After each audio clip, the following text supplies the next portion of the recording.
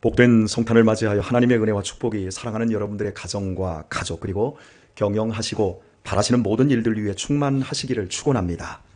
성탄은 기쁜 계절입니다. 성탄은 하나님을 기뻐하며 즐거워하는 날입니다. 그러나 지금부터 14년 전인 2009년 성탄절에는 한 가지 불행한 뉴스가 있었습니다. 1970년대부터 2000년대 초반까지 미국에서 가장 손꼽히는 대형 교회인 수정교회라는 큰 교회가 있었습니다. 1만 장의 대형 유리로 지어진 예배당에는 2,700명이 동시에 앉을 수 있는 의자와 세계에서 가장 큰 파이프 오르간을 갖추었습니다. 교회는 담임 목사님의 긍정적인 사고를 설파하는 방송 설교로 연분연 부흥을 이어가며 수만 명 이상이 교인이 모였습니다. 이 교회의 특이점은 매년 12월 한 달 동안을 저녁마다 크리스마스의 영광이라는 축제를 열었습니다. 양과 낙타가 직접 무대에 올라오고 로마 기병을 분장한 병사들이 말을 타고 실제 말을 타고 오가는 등 최고의 기술과 예술을 총동원하는 뮤지컬이었습니다.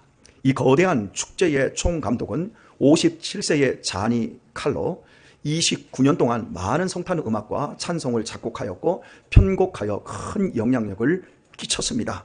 그리고 이 뮤지컬은 미국 전역에 한 달 동안 계속해서 방송이 되었고 미국의 전 국민들이 단 한 번 정도는 평생 보는 뮤지컬이었습니다.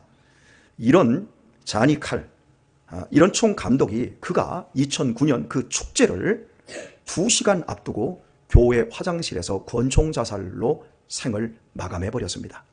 기쁜 성탄의 계절에 비극적인 인생을 마친 것입니다. 미국 전역이 충격에 빠져버렸습니다. 더 이상 크리스마스의 영광을 볼 수 없었기 때문입니다. 대체 자니 칼이 왜 스스로 자살을 했을까요? 개인적인 압박감을 감당하지 못해서이었다고 언론은 밝혔습니다. 수많은 오케스트라 단원들 그리고 싱어들과의 관계도 힘들었고 작곡과 편곡 작업도 너무 힘들었다는 것입니다.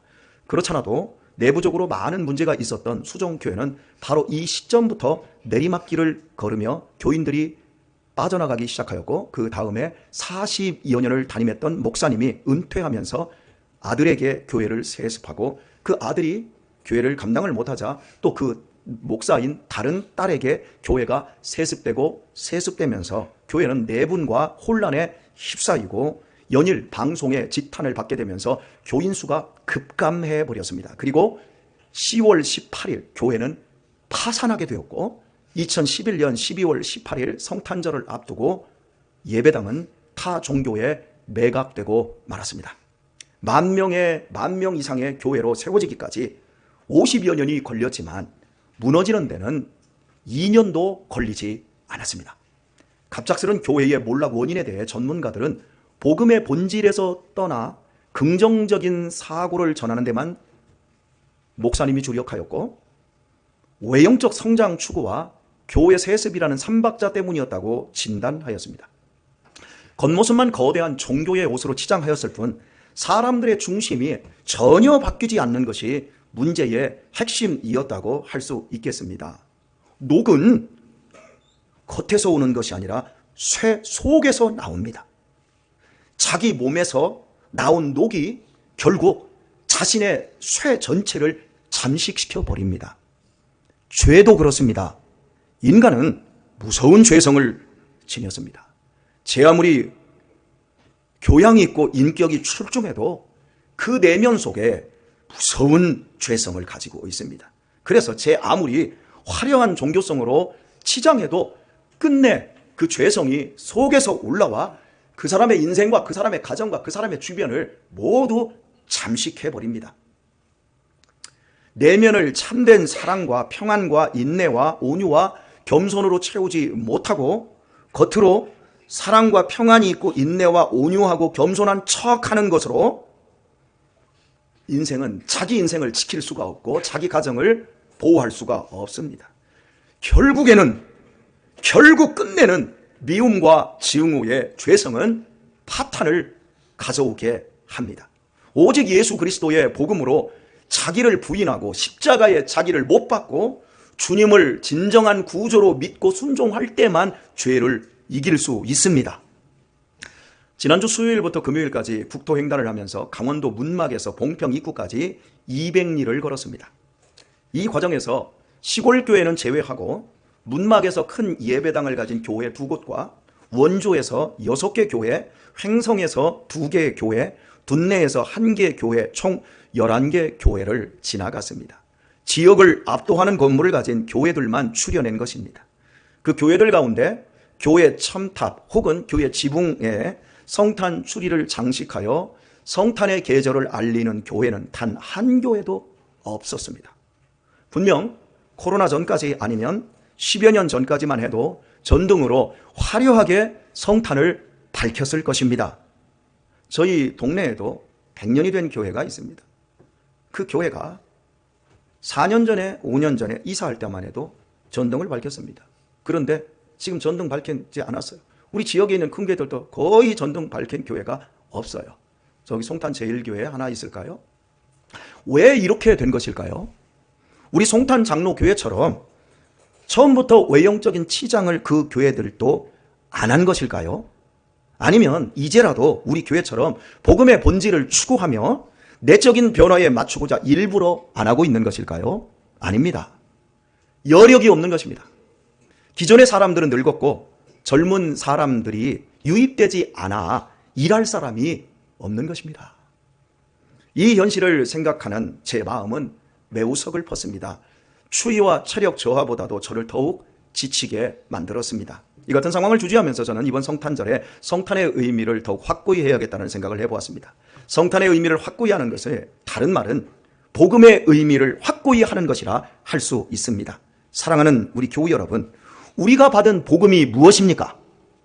인간의 복음이 아닙니다. 인간이 만든 복음이 아닙니다. 우리가 믿는 복음은 예수 그리스도의 복음입니다.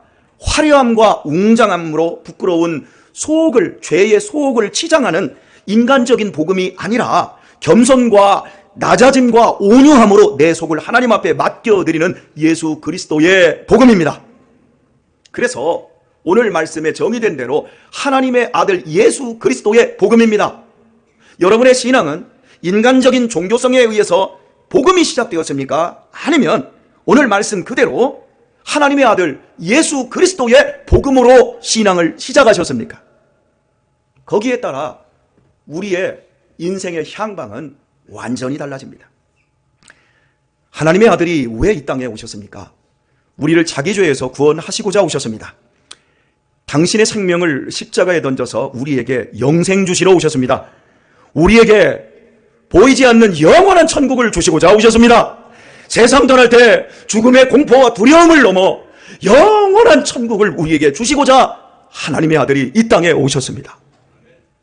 그리고 우리에게 값없이 은혜를 베풀어 주셨습니다. 그래서 예수라는 이름의 뜻이 구원자입니다. 구원자. 현재 미국에서 허가된 약물 중 가장 비싼 제품은 B형 혈우병 치료제 햄제닉스로 1회 투여의 비용은 350만 달러, 우리나라 돈 46억 4,800만 원이라고 합니다. 혈우병에 걸려 죽어가는 환자가 이 주사 한 대만 맞으면 100% 완치되는 약이라고 합니다. 놀라운 약이지요. 놀라운 신약입니다. 그렇다면 이런 약물이 개발되었다는 소식만으로 B형 혈우병 환자들에게는 복음이 아니겠습니까?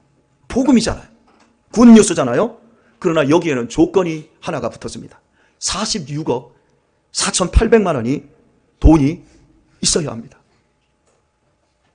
그렇다면 여러분, 이게 복음입니까? 46억의 거액을 46만 원처럼 쓸 수 있는, 아니면 460만 원으로 쓸 수 있는 이런 것이라면 분명히 복음일 겁니다. 그러나 이 복음은 엄청난 부자들에게나 복음이지, 이는 도리어 자신의 가난을 저주할 일입니다. 인간의 복음이라는 것이 바로 이런 것입니다. 소수만이 누리는 특권. 여러분이 정치인에게 속는 것이 그겁니다. 여러분이 세상에 속는 것이 그겁니다. 이 땅에 평화 오지 않아요. 이 땅에 우리가 생각하는 기쁨의 날 오지 않아요. 우리 학생들, 나는 이 다음에 정말 행복하게 살 거야? 그런 날 오지 않아요. 여러분이 지금 행복하고 여러분이 지금 내면이 기쁨으로 채워져 있지 않은 한 살아가면서 더 비극스러울 뿐입니다. 속지 마세요. 인간의 복음은 우리를 속입니다. 하지만 하나님의 아들 예수 그리스도의 복음은 천문학적인 돈이 들지 않습니다. 46억 4,800만 원짜리 B형 혈우병 치료제 햄제닉스를 쓸 수 있다 해도 겨우 수년, 십수년 혹은 수십 년을 살다가 죽을 것이지만 예수님이 이 땅에 가져온 복음은 영원히 사는 생명입니다. 천국을 상속받는 복음입니다. 이 복음은 공짜입니다. 이 복음은 모든 믿는 자에게 무조건적으로 주어지는 하나님의 선물입니다. 어마어마한 하나님의 호의입니다. 하나님의 아들 예수 그리스도의 복음은 조건 없이 예수님을 구주로 믿기만 하면 누구나 누릴 수 있습니다. 그래서 이 세상에서 내가 들을 수 있는 최고의 좋은 뉴스, 그것이 바로 예수님이 이 땅에 탄생하신 것입니다. 구주 예수님의 또 다른 이름은 임마누엘입니다. 하나님이 나와 함께 한다는 뜻입니다. 하나님의 아들 예수 그리스도의 복음을 믿는 자에게는 정말 하나님이 함께 하십니다. 이런 복음은 세상에 없기에 누구나 믿을 수 있지만 아무나 믿을 수 있지는 않습니다. 오직 선택된 사람만 믿을 수 있습니다. 왜냐하면 하나님이 믿음까지 우리에게 선물로 주시기 때문입니다. 저 여러분이 이 성탄절에 지금 여기 있는 이유가 무엇입니까? 이 예배당이 크리스탈 처치처럼 화려하기 때문입니까?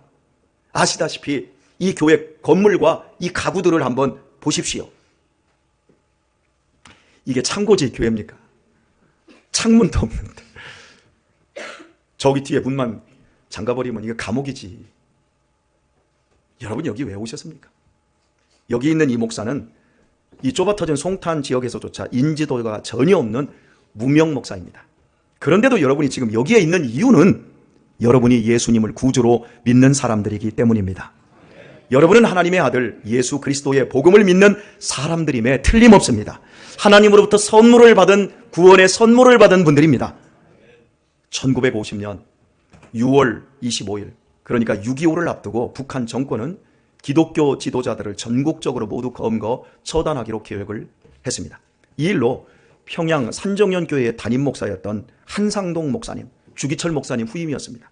한상동 목사님과 그 장로님들이 모두 구속되어 버렸습니다. 이때 먼저 순교한 주기철 목사님의 아드님 주영진 전도사님은 피하지 않고 예배를 인도하였고 그날의 설교 제목은 이러했습니다.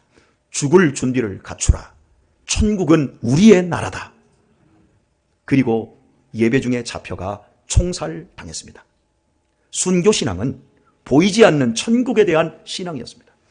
그래서 그 천국 때문에 참고 견디었을 뿐만 아니라 목숨까지 버릴 수 있었습니다. 이렇게 믿음의 선배들은 하나님의 아들 예수 그리스도의 복음으로 자신의 인생을 새롭게 시작했고 그 새로움 속에서 기꺼이 종결할 수 있었습니다.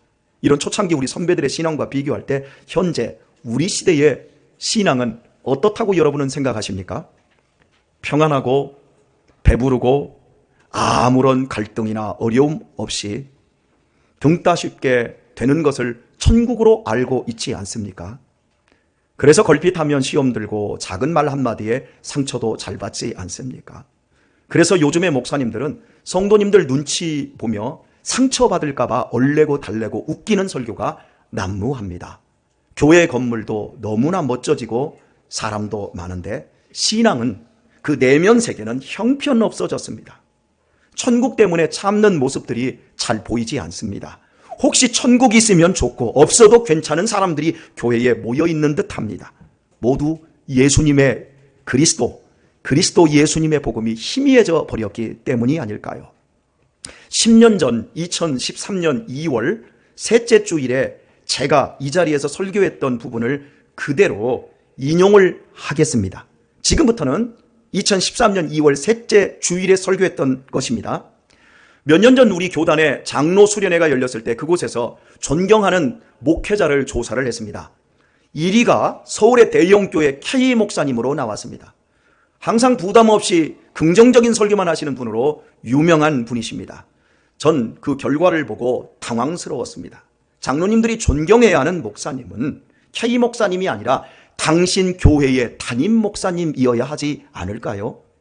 저에게 있어서 한국구유 교회에서 가장 존경하는 장로님들을 꼽으라면 저는 주저하지 않고 우리 교회 장로님들을 꼽습니다. 이 작은 교회에서 제 목양을 힘껏 도우며 헌신하며 충성을 다해주고 있기 때문입니다. 직접적으로 저에게 모든 것을 다 함께 엮여져서 하고 있는 분들입니다. 큰 교회에 가면 대우받고 인정받을 수 있는 분들이 이 못난 권목사 아래서 책망적인 설교를 들으면서도 본이 되시니 제가 존경하는 것은 당연한 일입니다. 저처럼 우리 장로님들도 크게 다르지 않을 것입니다. 그렇지 않다면 우리 장로님들이 지금처럼 모범적으로 교회를 섬겨주실 수는 없었을 것입니다. 이 모두 다 우리 장로님들께서 예수 그리스도의 복음을 진정으로 믿고 자기 비움의 삶을 살고 있기 때문입니다. 이런 모습을 보며 우리 권사님들과 안수 집사님들 역시 교회를 위해 아름다운 헌신을 이어가는 것은 당연한 귀결입니다. 또 한 가지, K 목사님이 존경 대상 1위라고 하는 사실은 한국 교회 장로님들의 빗나간 신앙을 엿보게 됩니다. 정말 담임 목사님을 제외하고 존경해야 하는 목사님은 대형 교회에서 인기와 돈에 둘러싸여 있는 분이 아니라 어느 산골에서 또는 작은 섬에서 하나님이 허락하여 주신 임지인 줄을 믿고 인생을 드리고 있는 분들이 아닐까요? 몇 안 되는 노인 성도들을 돌보기 위해 가난을 견디며 외로움을 견디며 목회하는 목회자들을 존경해야 하는 것 아닐까요? 고향 친척을 떠나 풍토와 기후도 다른 낯선 나라에서 인생을 바치고 있는 선교사님 중 어느 한 분이 존경스러워야 하는 것 아닙니까? 장로님들이 존경하는 것은 K 목사님이 이룬 목회적인 외형적인 성공입니다. 물질과 지위로서 보여지는 목회적 성공, 거기에 신앙의 초점이 맞추어져 있는 것입니다. 한국 교회를 대변하는 대표 교단의 장로님들의 신앙관 속에서 우리는 이 시대 신앙에 뒤틀려진 현주소를 보며 안타깝습니다. 여기까지가 10년 전의 설교 인용이었습니다. 그리고 이 설교를 하고 10년의 세월이 흘렀습니다. 어떻게 되었습니까? 그 교회 재정을 책임진 장로님이 2014년에 자살했습니다. 그때 언론에서 그 교회의 재정 유용의 문제를 파헤치기 시작하던 시점이었습니다. 그분의 자살이 개인적인 이유이든 교회의 문제든 생각해 볼 것은 이것입니다. 한국 교회의 많은 장로님들이 존경하는 K 목사님과 함께 그 장로님이 동역을 하고 있다면 너무너무 행복해서 자살할 일이 생겨도 거뜬히 이겨내야 하는 것 아닐까요? 신앙의 허위와 가식의 결과는 참혹할 뿐입니다. 이후 그 교회는 교단의 반대에도 세습을 강행하였고 지상파 방송에서 문매를 맞으며 한국 교회의 변질의 아이콘으로 추락하고 말았습니다. 저는 이 같은 모습이 한국판 미국 수정교회가 될까 두렵습니다. 하나님의 아들 예수 그리스도의 복음이 아닌 오감만을 만족시키는 긍정적 사고를 복음으로 둔갑시켜 믿음으로 포장하면 결국은 썩고 부패함을 면할 수가 없습니다. 쇠에서 녹이 나와 그 몸체를 끝내 잠식시킨다라는 말씀은 우리의 삶에서 그리고 교회에서 항상 곱씹어 보아야 할 말씀입니다. 여러분의 내면에서 올라오는 것이 진짜입니다. 여러분의 입으로 고백하는 것이 진짜가 아니고 여러분의 마음에 있는 것, 그게 진짜 여러분입니다. 여러분이 입은 사회적인 옷, 종교적인 외형이 여러분의 미래를 만들지 않습니다. 여러분의 내면입니다. 여러분의 얼굴을 윤기 있게 하는 화장품이 아니라 여러분을 폼나게 하는 고급 자동차가 아니라 여러분의 직장이, 여러분의 사회적인 지위가 여러분의 미래를 만드는 것이 아니라 여러분의 마음속에 있는 것이 여러분의 미래를 결정하게 됩니다. 세상에서 제일 치열한 전쟁은 현재 하마스와 이스라엘의 전쟁도 아니고 우크라이나, 러시아의 전쟁도 아닙니다. 인류 역사에 영혼을 놓고 벌이는 소리 없는 신앙 전투보다 치열했던 전투는 이 세상에 없었습니다. 오늘날 이 영적 전쟁은 더 치열해졌고 진흥화되어 있는데 교회들이, 목사님들이, 장로님들이 그것을 못 보고 있을 뿐입니다. 영적 싸움은 우리의 영혼과 전 운명과 우리의 가족과 우리의 가문이 걸려있는 너무나 중대한 싸움입니다.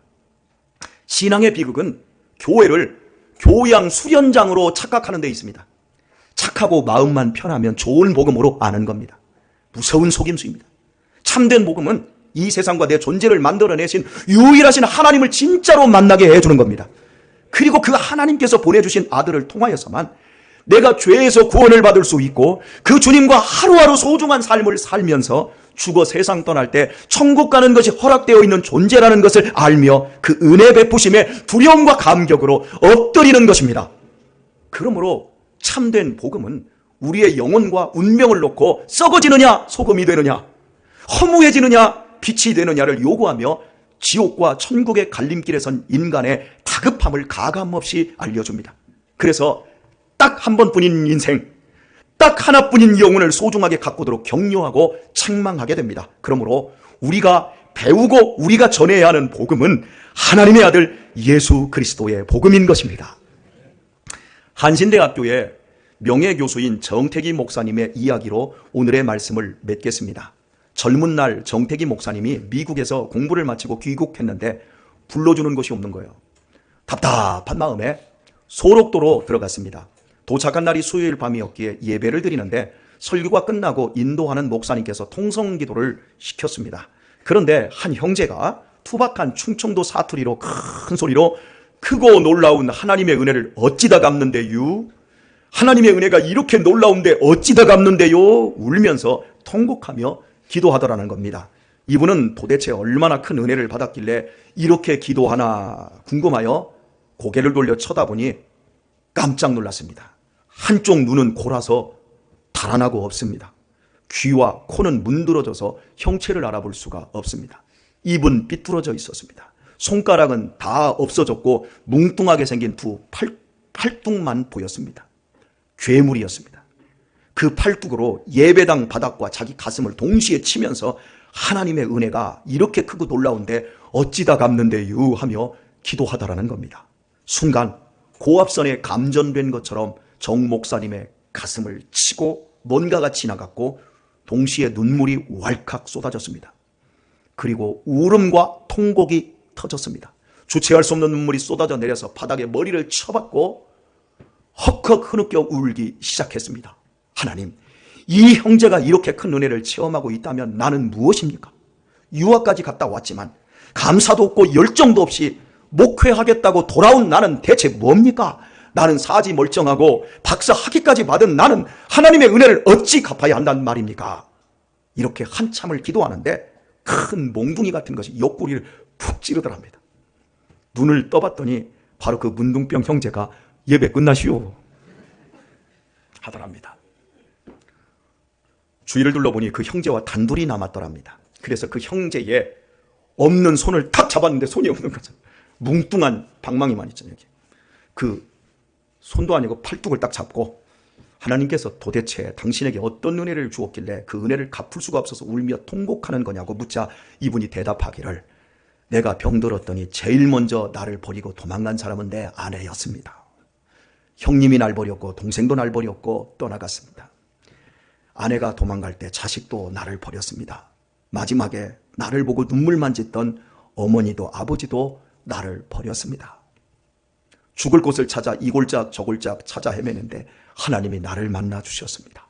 찬송을 펼칠 때마다 하나님은 나를 반겨주셨고 말씀을 펼칠 때마다 나를 위로해 주셨고 말씀을 들을 때마다 내게 용기를 주었고 희망을 주었고 하나님은 나를 사랑한다 말씀하셨고 추한 몸 더럽다 말씀하지 아니하시고 존귀하다 귀하다 말씀하시며 천국이 네 거라고 이야기하시니 내가 이 은혜를 받은 사람 아니고 이 큰 은혜를 받은 사람 아니고 또 무엇이겠습니까? 이 은혜를 어찌 갚는데요? 이 은혜를 어찌 갚는데요? 이날 큰 깨달음으로 하나님의 아들 예수 그리스도의 복음을 가슴에 가득 채운 정택이 목사님은 그 복음으로 삶을 새롭게 시작할 수 있었고 결국 우리 한국 교회에서 치유 사역의 모태가 되고 전설이 될 수 있었습니다. 말씀 맺겠습니다. 주 안에서 사랑하는 우리 교회 여러분, 우리가 확인해야 하는 성탄절은 화려한 성탄절 아니에요. 우리가 찾아야 하는 성탄절은 이 가슴 속에 있습니다. 우리의 구원자는 우리의 마음속, 내 마음속으로 오십니다. 크리스마스는 백화점 바겐세일에 있지 않습니다. 성탄절은 거대한 예배당의 첨탑 조명장식으로 오지 않습니다.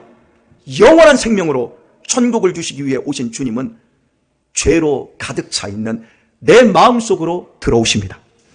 지금 내 마음속에 가장 크게 들어있는 것이 무엇인지 확인하십시오. 지금 여러분의 마음속에 가장 크게 자리 잡고 있는 것이 무엇인지 보십시오. 걱정, 근심, 미움, 증오, 서운함, 시기, 욕심이 가장 큽니까? 아니면 주님을 더 알고 싶고 사랑하고 싶고 교회를 더 사랑하고 더 헌신하고 더 경건하고 더 존경하고 더 좋은 사람이 되고 싶은 거룩한 욕심이 가장 큽니까? 여러분 마음속에서 오래 커진 욕심이 무엇입니까? 작년과 다르게 여러분의 내면에서 더욱 확고해지고 있는 것이 무엇입니까? 내 마음속에서 나를 간절하게 하고 나를 힘겹게 하는 그것, 그 큰 것이 결국 나의 미래로 그대로 운명 지어질 것입니다. 내 마음에 하나님의 아들 예수 그리스도의 복음이 가장 크고 무겁고 소중하게 자리했나 확인해 보십시오. 그것이 차가운 이론이 아니라 내 가슴 뜨겁게 자리했나 보십시오. 그리고 그 뜨거움으로 나는 내 손과 내 입으로 뭔가를, 내 팔로 뭔가를 감사로 표현하고 있는가를 보십시오. 그렇게 할 때만 사랑, 평안, 존경, 참음, 기쁨, 여유, 따뜻함, 넉넉함이 인격이 되어 내 삶을 녹슬지 않게 하고 나이가 먹을수록 더욱 빛나는 삶이 되어질 것입니다. 이렇게 꼴지어져가는 보람된 인생들 되어지시길 마국간 구유위로 오신 예수님의 이름으로 축원합니다.